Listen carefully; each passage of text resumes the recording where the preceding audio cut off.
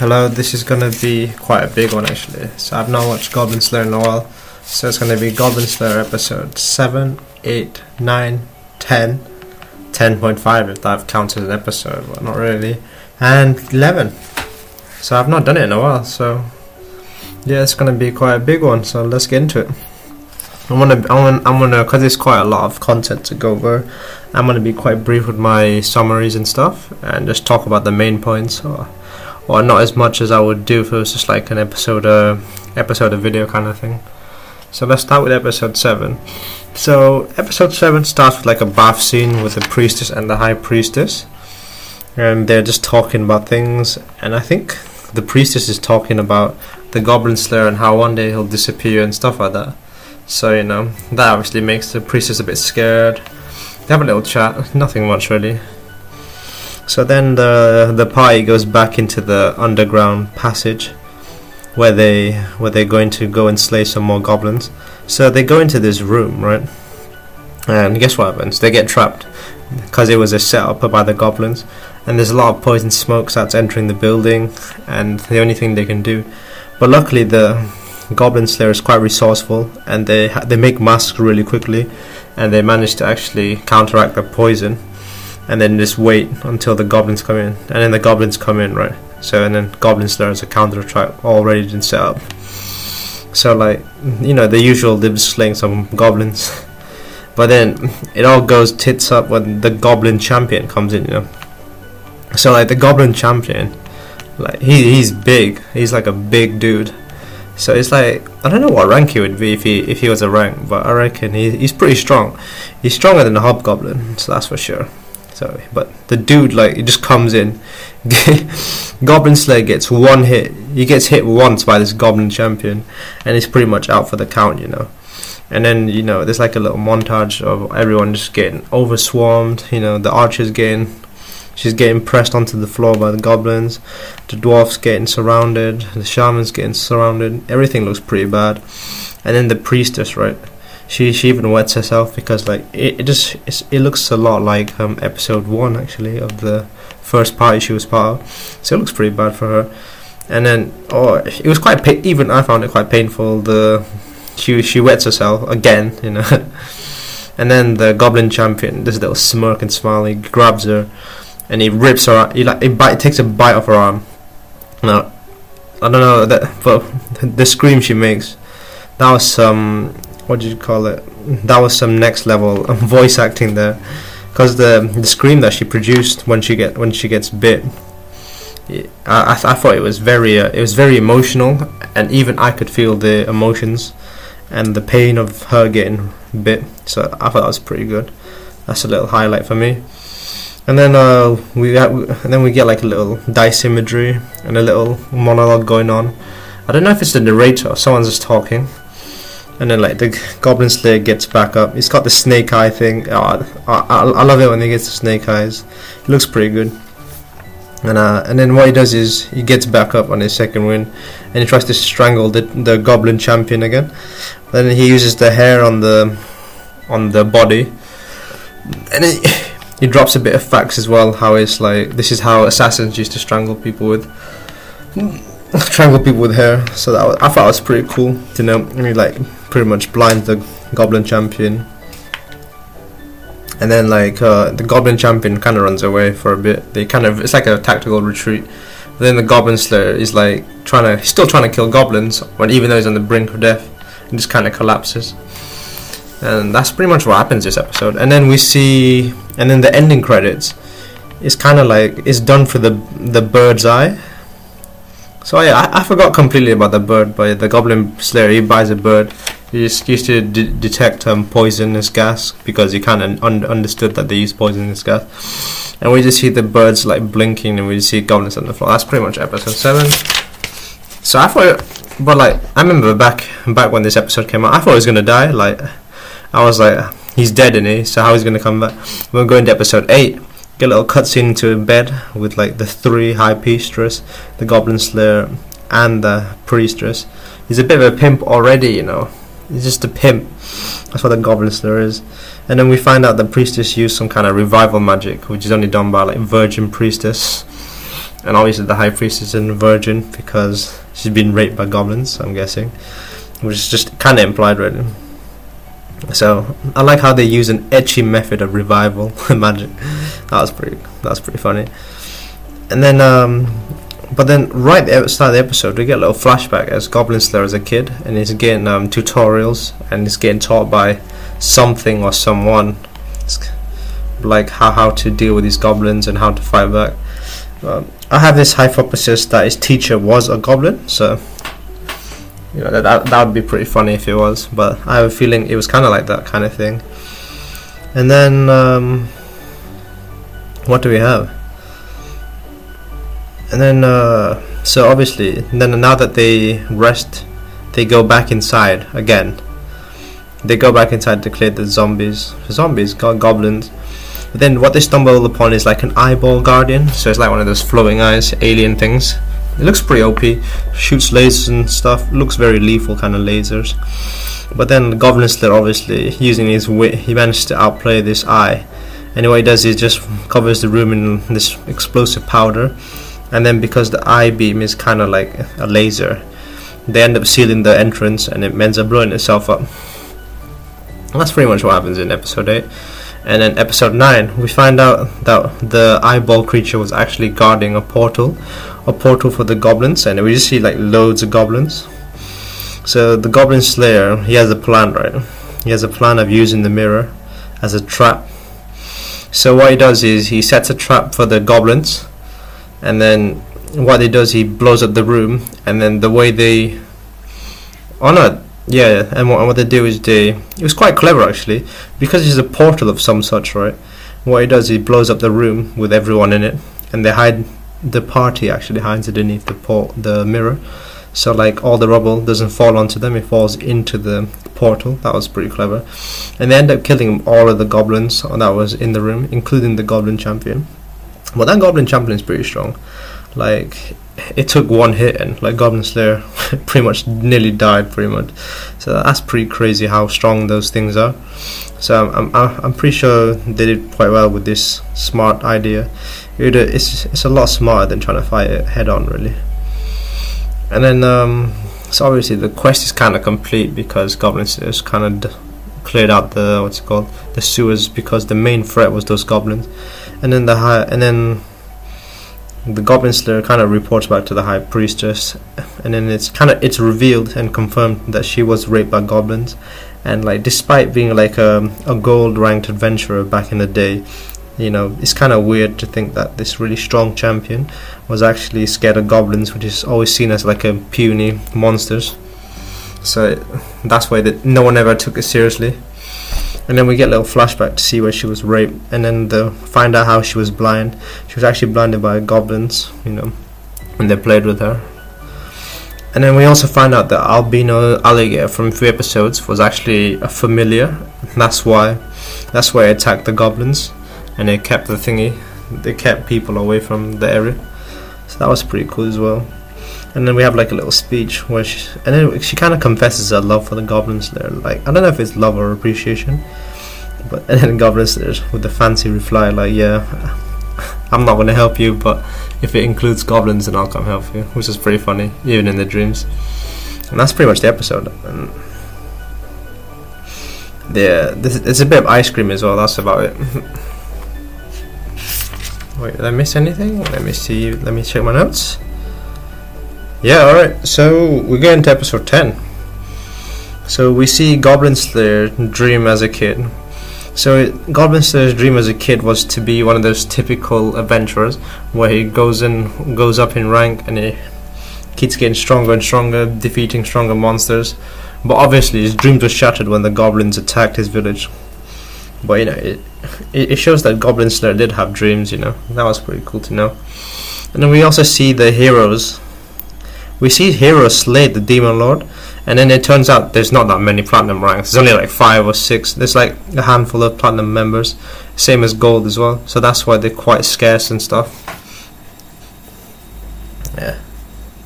So we see like the Goblin Slayer and I can't call her farmer girl just walking around town again. You know, classic. And then it's quite funny. We get a little comedic value here. So the Lancer, the other silver member, the adventurer in the guild. He doesn't recognize Goblin Slayer without his armor. He makes he even compliments him, saying like, "Oh, you're quite ripped, even though you got quite pasty skin." That was pretty funny. And then like it's confirmed that he has a crush on the receptionist because when the Goblin Slayer, when he's like, why doesn't go out to the big town? He says he has his reasons, but it has like a little panel of the receptionist, and therefore implies he has a crush on her. So the Goblin Slayer visits his blacksmith as well. I like how he's quite like, yo, where's the scroll? You got any scrolls for me, bro? That was pretty funny. And the blacksmith's like, no, we don't. And then obviously the blacksmith knows he's quite an expert. He looks old, so it's kind of implied he's an expert at his job. And his rookie's like, oh, why doesn't he use those fancy weapons? And then the blacksmith has to toot this little kid like, yo, he's not an idiot, who'd waste such a fancy weapon on a goblin? And he even gives the Goblin Slayer a little praise, saying that he knows what he's doing, kind of saying that he's optimized the armor especially for like specialized. It's a very specialized armor, especially made for slaying goblins. So even the blacksmith has an appreciation for the Goblin Slayer. And then what is there? And then the Goblin Slayer, he has like a little feast as well, which shows like his little growth. And so it's like a feast with all his friends, pretty much. All his friends. So the shaman, elf priestess, the dwarf, the priestess, the farmer girl, and even the receptionist. They're all having a little feast. It looks pretty good. We also see we also get a little scene with this wannabe Guts training those two little noobs. And this wannabe Guts, he's also silver ranked as well. And we also get another female silver ranked adventurer as well. She's got a sword and shield. And then the farmer girl, she gets kind of sad because of the news of the Demon King getting slaughtered. It kind of says like she thinks of the future, and it gets kind of deep because she's kind of worried for the Goblin Slayer and thinking about how people get old and stuff. That is pretty deep stuff. And then she's like worried because like one day the Goblin Slayer won't be able to kill goblins anymore because he'll get old. And then she's worried that what's he gonna do with his life afterwards. And she's worried for him about the future because right now his like whole sole purpose in life is to kill goblins. But what happens when his sole purpose is taken away from his life? It's quite a deep thought to take. So yeah, and that's pretty much episode 10. And then we see like the tracks of goblins as well right at the end of the episode. Yeah, and then let's get into episode 10. Where's let me get my notes. Okay, so in episode 10, right, we find out that the Horde Goblin is coming for the village, and the first thing Goblin Slayer says to the farmer girl is to run, because I kind of respect how Goblin Slayer, he understands his limitation. Like he's like, yeah, I like to slay goblins, but I don't think I can take them all on.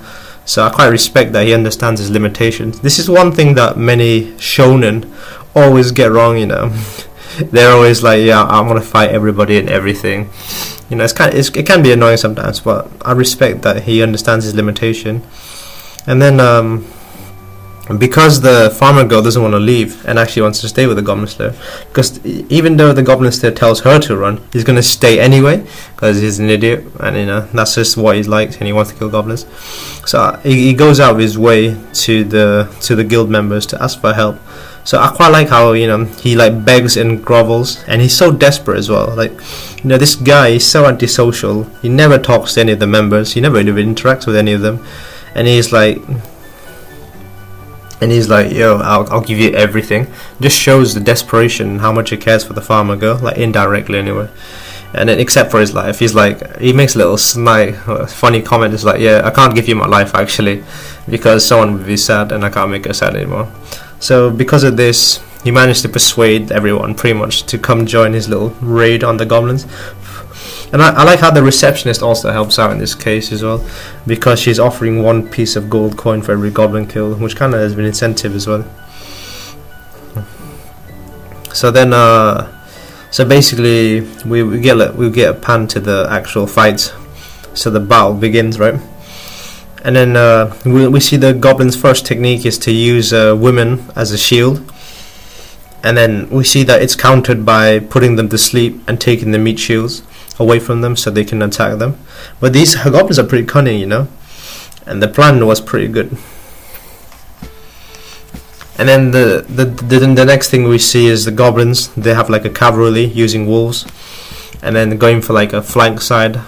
But that's also prevented by Goblin Slayer's tactics, where he has like a spear to stop them like progressing any further. So they've been stopped again. And then so like the adventurers, they're pretty much dealing with all of them pretty well. And then there's a Goblin Lord. The Goblin Lord gets pretty angry, you know. So he sends in his big boys, his Goblin champion.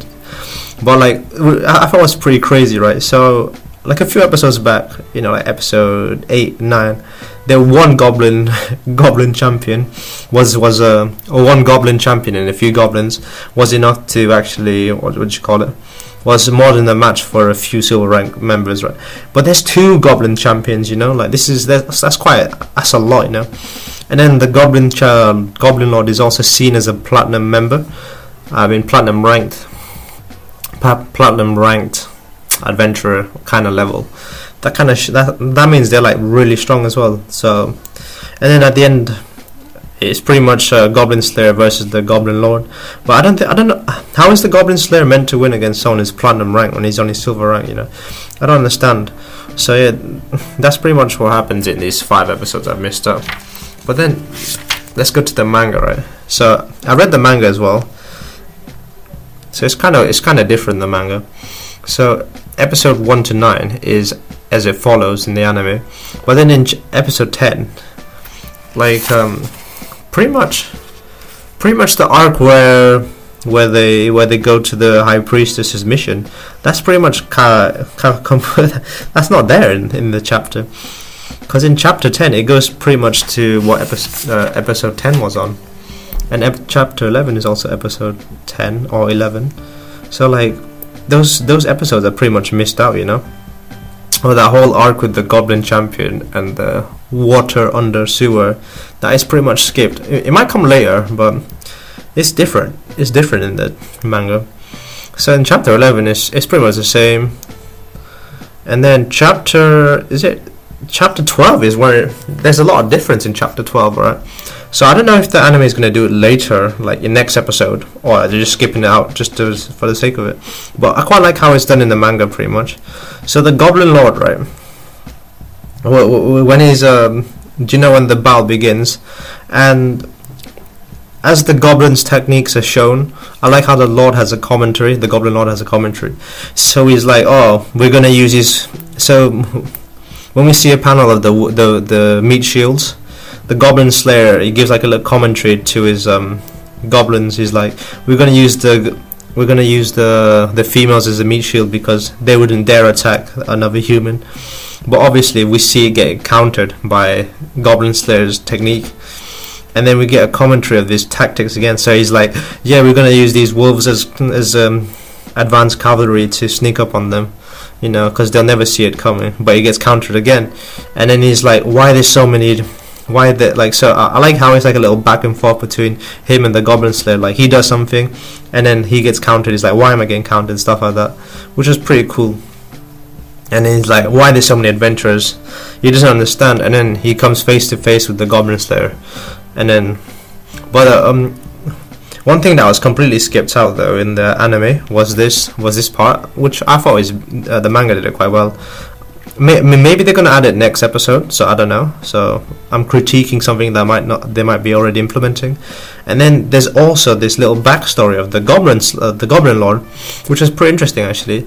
So do you know how Goblin Slayer in episode 1 he kills those baby goblins? Yeah. This is what happened if he didn't. This is what would have happened if he didn't kill him. So we see like an adventurer sparing a baby goblin, and what this goblin does, he ends up like attacking them with a brick and hitting them, and ends up surviving, right? And then we see it progress to like a normal goblin, and he's just like fighting and raping, you know, classic goblin stuff. He gets a kill club, and then he turns into a wanderer. And then he eventually beats an adventurer, and he uses like a woman He uses a woman as like a decoy and ends up stabbing both of them at the same time. He takes his sword, turns into a hobgoblin, and then eventually he keeps evolving and evolving, and then eventually he gets to where he is as a Goblin Lord. That was pretty cool. So yeah, that was the only difference so far in that chapter, which I think they might add it next episode. So yeah, so this is episode 11. Oh yeah, I didn't really talk about episode 10.5. Yeah, that was skippable. It was just I would say it was just a recap of everything that happened up to episode 10. So definitely worth a skip. I almost watched it. Luckily, I read the comment section before. But yeah, I think episode 12 might be. Is it going to be the last episode, or is this a 24 anime? I hope it's a 24, but I have a feeling it's a 12 episode anime, so it might be the finale. But so I've caught up now. I'm looking forward to the next episode. This was Arjun with Goblin Slayer.